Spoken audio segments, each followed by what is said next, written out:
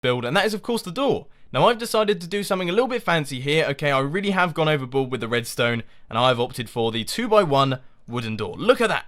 Opens fast, closes fast, and it's even got a nice little window so that you can see out. But anyway, as far as the interior is concerned, I've decided to keep things relatively simple. You know, I'm a minimal kind of guy. So first off, we've got the large chest. This is for storing things like stone pickaxes, wooden pickaxes, leather armor, you know, all those useful items. Then in this corner here, we have got ourselves a furnace. I like to call it the super smelter, even though it is just a furnace. You know, it just makes it feel like it's smelting the items a little bit faster.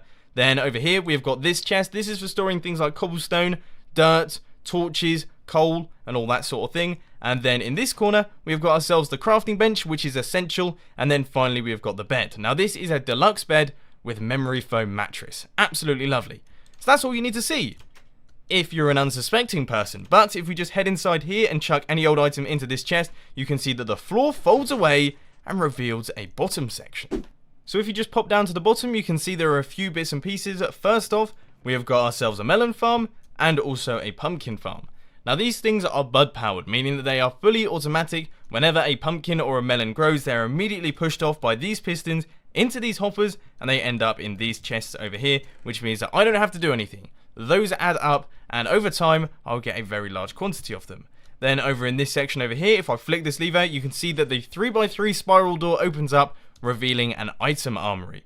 Now this thing is incredibly fancy. All I have to do is flick one of these levers over here, hit this button, and then all of the items that I've requested end up in this bottom chest. And also, if I want to send them back, all I have to do is pick them up and chuck them in this chest over here, and they will end up in the correct location, which I think is really cool. And if you want to see the video on this one, then I'll put a link to that down in the description.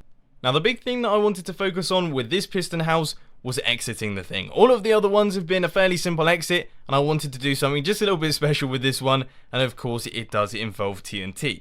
So if you just walk over here, as you can see, we have got ourselves a bunch of dispensers, a little bit of water, and a fence post, which I'm sure most of you know what that means. So if you just hop onto here, hit this button, you can see that the TNT is dispensed, and then all I have to do is look up, and I will be launched out into the atmosphere. That is right, ladies and gentlemen, we go absolutely flying, and we land back on the surface. That little trapdoor is covered up so no one would see it, and we are back on the outside of our nice little dirt hut. So there we have it, ladies and gents. This little piston house was a little bit more simple than the previous ones. If you do want to check out the videos for those, then I'll put links to those both on the screen and also down in the description. What I would do is create a mechanism that will construct a house for me, so then I can just sit back, relax, and watch the machine do all of the hard work. Over here we've got ourselves a button. If I give it a press, you will see that the floor folds backwards, and it will reveal just a little home that is going to pop up out of the ground, ready for use as my little house. So there it is, here it comes, and boom. It's a nice little place, not particularly large, but I'm not too worried. One thing that I will warn you about though, is that the house pets can be just a little bit bitey. So that's something to watch out for. But as you can see, if we head inside, it's got plenty of space. You can use a crafting bench, the bookshelf, and all that sort of thing. Yeah, it's looking pretty good. There's probably a large number of questions going through your head right now. Why are there loads of silverfish everywhere? Why did I get poisoned? All that sort of thing is going to be answered right now